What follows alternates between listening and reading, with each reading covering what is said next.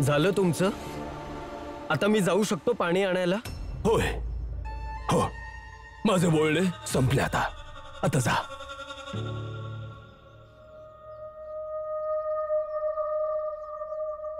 बाबा, एक बातमी आहे. अशी बातमी जे दारूचे दुकान उघडण्यापेक्षा जास्त मोठी इजा भीमरावला होईल. काय?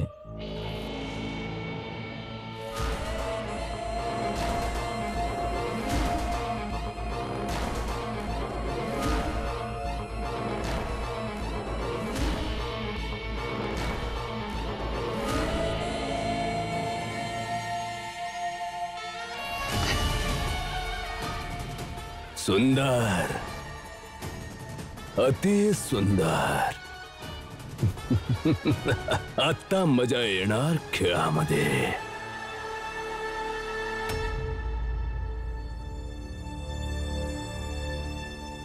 हितेश काका, हे घ्या पाणी. घ्या, उठा उठा.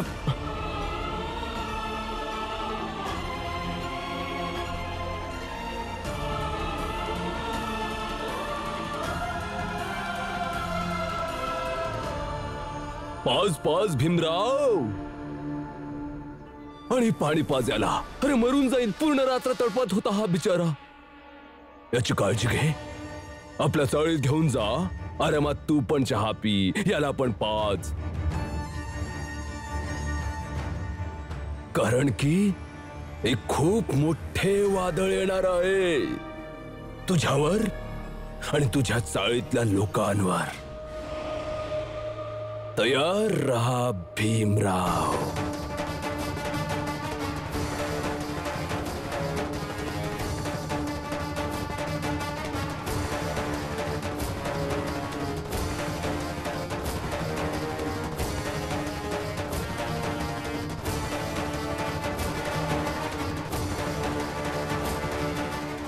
कोणत्या वादळाबद्दल बोलत होते हे?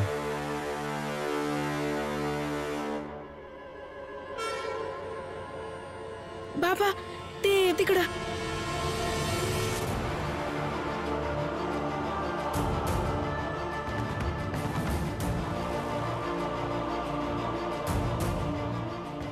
भीमपोरा, आम्ही रात्रभर शोधत राहिलो. पण हितेश भाऊ चाळीपासून एवढ्या लांब इथं कसं पोहोचला? मेघनाथजी. ते मेघनाथजी हितेश काकांना इथे घेऊन आले. हे रात्रभर पाणी मागत राहिले, पाण्यासाठी तडपत राहिले, पण त्यांनी पाण्याचा एक थेंब देखील दिला नाही. यसने घेऊन जाऊया. काय बी बोल. ते दारू होतील मजेशीर. पिऊन ना मज्जा झाली बघ. अरे कशी लोक आहात तुम्ही? अजून हितेश काकाचा काही पत्ता नाही कळला आणि तुम्ही लोक काल रात्रीच्या दारूचं बोलताय. अरे दीपक, येतील ना. ते हितेश भाऊ आहेत. ते ताळ सोडून थोडीच जाणार आहेत. हा? अरे हितेश भाऊ, अरे हितेश भाऊ, काय झालं? काय झालं हितेश भाऊ? हितेश भाऊ, हितेश भाऊ, हितेश भाऊ.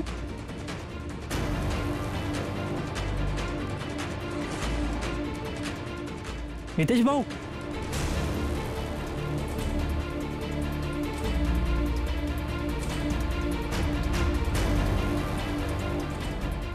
ह्यो कसला तमाशा आहे?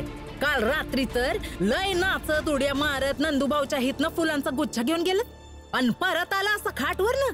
काय झालं यासनी? अगं काय होणार आहे फुलियाताई? फुकट दारू भेटली होती ना, तर मग लय पिली असेल. स्वतःला सांभाळू नाही शकली, त्यामुळे पडले आहेत. मला वाटतं आपल्याला डॉक्टरांना बोलवलं पाहिजे. खूप वेळ झाला हे असेच आहेत.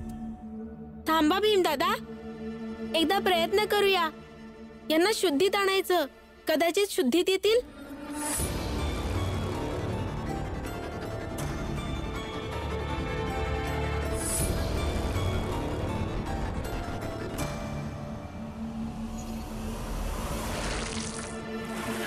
भीमराव, हे काय करतोयस?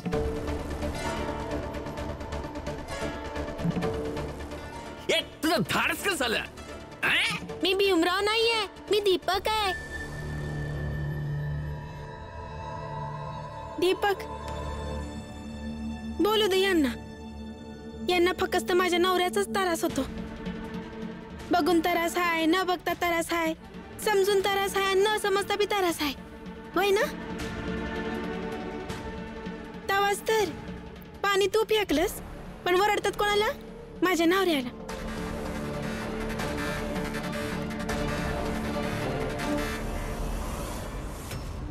एक खूप मोठं वादळ येणार आहे तुझ्यावर आणि तुझ्या चाळीतल्या लोकांवर. तयार रहा भीमराव.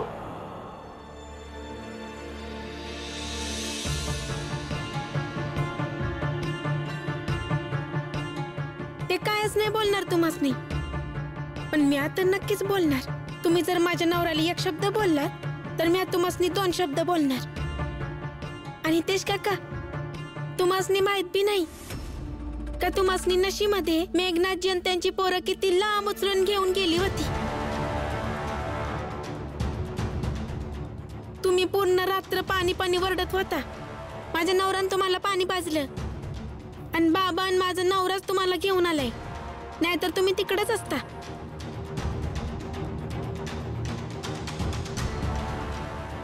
अन्वय हितेश भाऊ, कदाचित तुम्हाला माहिती बी नसेल की तुम्ही रात्रभर पाणी पाणी बोलत तडपत राहिला, पर मेघनाथनं तुम्हाला पाणी नाही दिलं.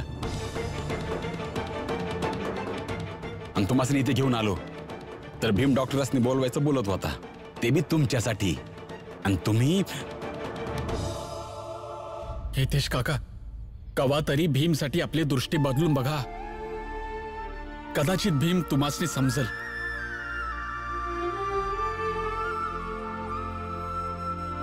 मला आज काहीतरी बोलायचं आहे. आजवर मी भीमाबद्दल काय बी नाही बोललो, पर आज मी बोलणार.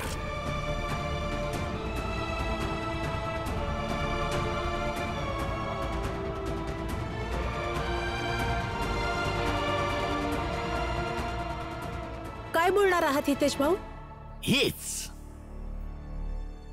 का भलेही मेघनाथनं मला रात्रभर पाणी नाही पाजलं, पण दारू लय चांगली पाजली.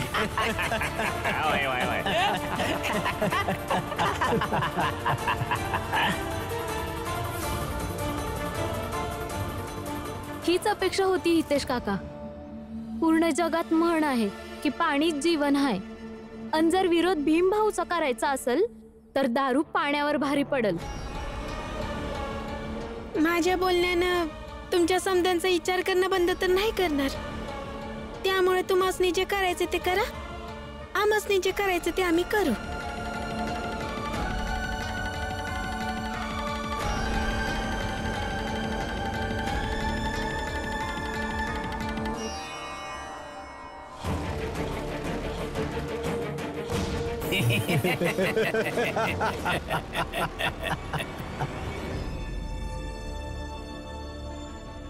एक खूप मोठं वादळ येणार आहे तुझ्यावर आणि तुझ्या चाळीतल्या लोकांवर.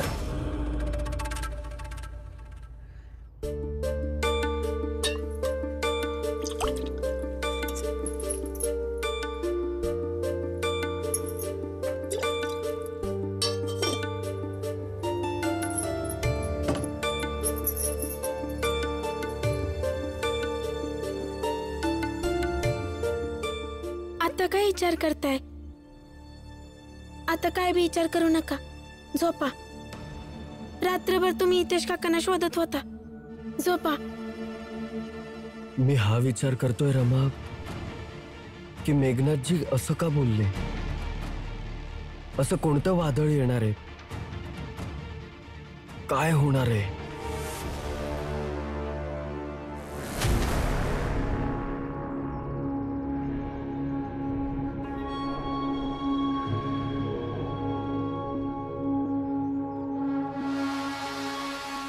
हे गे बा, आज आहे तो कागद. आता हे तर समजले ना तुम्हा दोघांना. तर या कागदाला घेऊन पुढे काय करायचं आहे? होय बाबा, एक हा कागद आणि काठीला जोडायचा आहे आणि परिणाम काढायचा आहे जसं आपण ठरवलं होतं. शाबाश, खूपच छान. चला चला आता लवकर मस्तक झुकवा, तेव्हाच तर आशीर्वाद देईन मी. चला चला, विजयी भव. काम पूर्ण केल्याशिवाय परत यायचं नाही. हा बाबा. चला सगळे.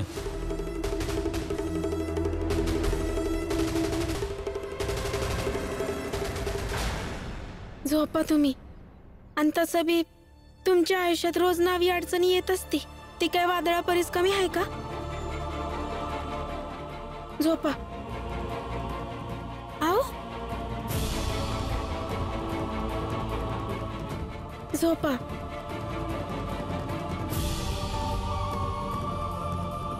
अगं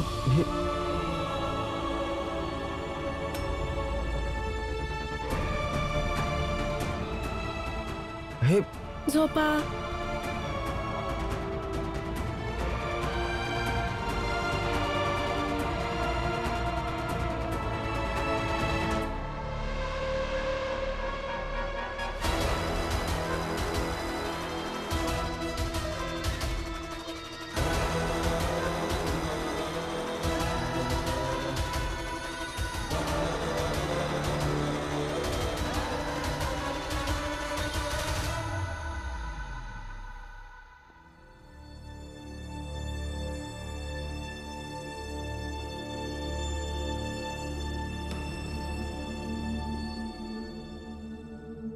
माझं दुकान कधी उघडून देणार?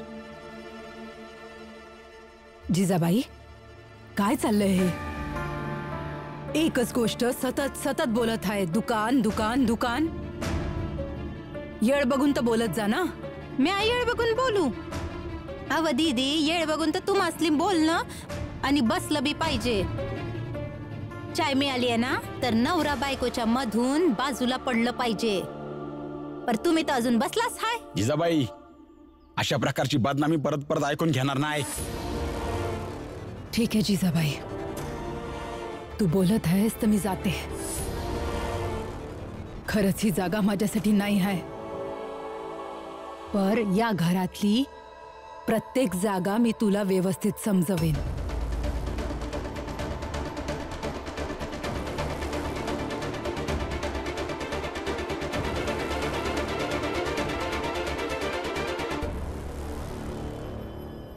जिजाबाई, काय आहे हे? ही कापडं धुतलेली आहेत? हे बघ किती डाग आहेत या कपड्यांवर. ही समधी कापडं पुन्हा धु. एक बी डाग दिसला नाही पाहिजे, समजली?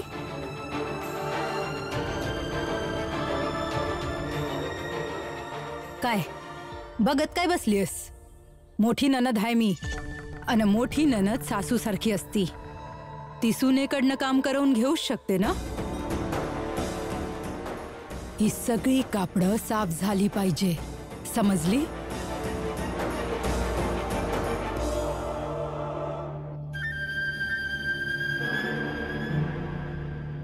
कसे चुपचाप बसलेत ना तुम्ही? अव कमीत कमी आपल्या पोरांकडनं तर शिका की कसं आपल्या बायकोसाठी बोललं जातं आणि कशी तिची बाजू घेतली जाते. जिजाबाई, जसं करत आलीयस तसंच भरत आलीयस. एवढ्या वर्षात मीराजन तुझं कवा पटलंच नाही, पण तिला त्रास देशील तर तसंच होईल ना.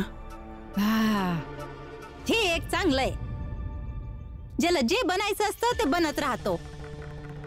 बस फक्त ही जिजाबाई दुकानाची मालकीन नाही बनू शकत. दुकान उघडायचं असेल तर उघड, पर माझ्या समोर असं बोलू नकोस.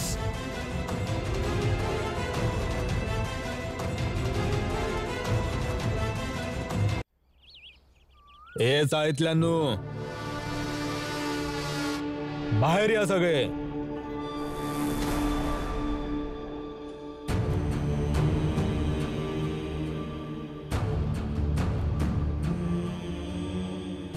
नंदू कोण आहे ते?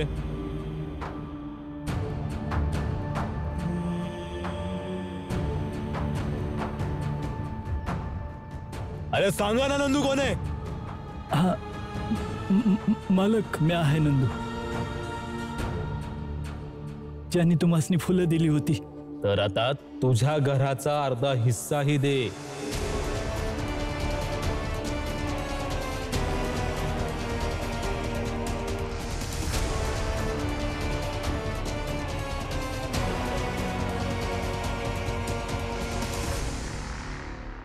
असं नका करू मालक.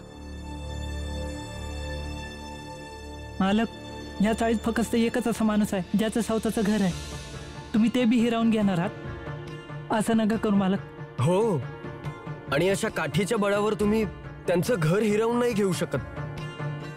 भीमराव, मालोजीचं नाव ऐकलंय?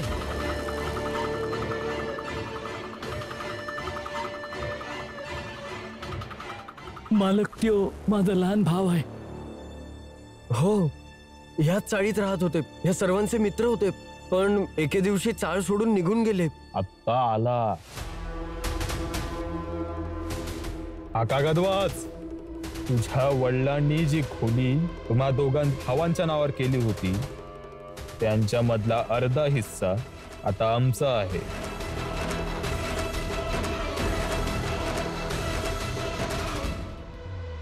कारण मालोजीने आपला हिस्सा आमच्या नावावरती केला आहे, ज्यात आम्ही आमच्या दुकानाचा माल, दारू ठेवू.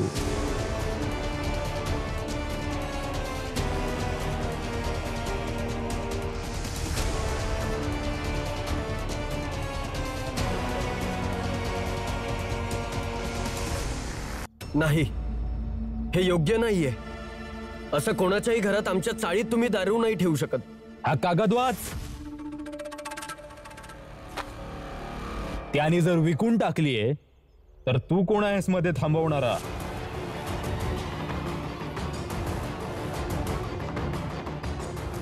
भीम, हे समजा वाचून सांग ना.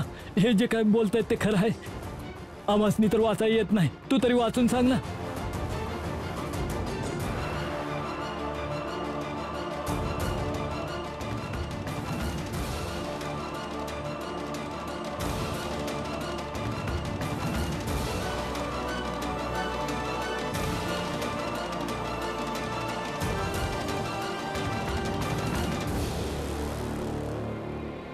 भीम, बोल ना, काय हे कागद खरा आहे?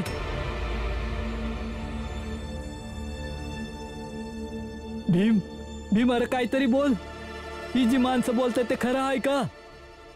हो काका, हे खरं आहे.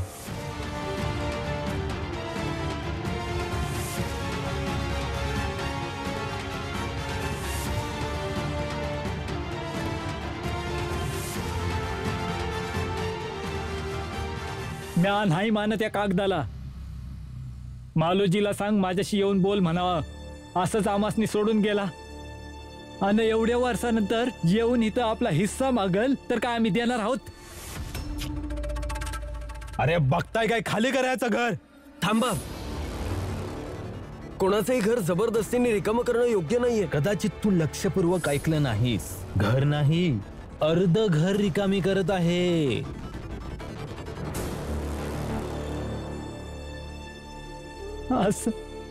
असं नका करू मालक. तुमच्या बोलण्यावर तुमच्या तिथं फुलंही काय बी आलो. तुमच्याच बोलण्यावरून तुमच्या तिथं उद्घाटनाला बी आलो. तुमचा आमच्या संग काय वैर आहे? अरे नाही नाही नाही, काही शत्रुत्व नाही, पण हे करणं अनिवार्य आहे. अरे एवढ्या मोठ्या जगात तुम्हासनी दारू ठेवायला दुसरी जागा नाही भेटली काय? तुम्ही आमच्या चाळीमध्ये आलायत. हाच तर ग्रहांचा खेळ आहे. तुम्हा चाळीतल्या लोकांना संपूर्ण जगामध्ये कुठेच राहायला जागा नाही मिळाली, तर भीमराव सोबत इथे आलात. आता जर भीमराव या चाळीत आहे तर दारू पण राहणार. तेव्हाच तर ती पैज लागली होती शिक्षण विरुद्ध दारूच्या माठाबरोबर. त्याचा योग्य परिणाम येईल.